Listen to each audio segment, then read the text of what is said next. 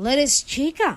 Ang endgame ko ay magkaroon ng sariling pamilya. Sa kanyang pinakabagong panayam sa isang Showbiz Insider, nagbahagi ang aktor na si Donnie Pangilinan tungkol sa kanyang mga pangarap sa buhay. Sa kabila ng tagumpay, sa career inamin ni Donnie na ang kanyang ultimate goal ay maging isang asawa at ama sa tamang panahon. Hindi rin naiwasang mapag-usapan ang estado ng kanyang relasyon sa kanyang ka-love team.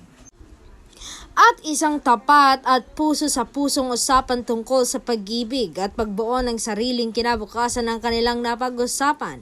Atin namin nga ng aktor na mahal niya si Belle at siya ang nakikita niyang magiging asawa niya soon.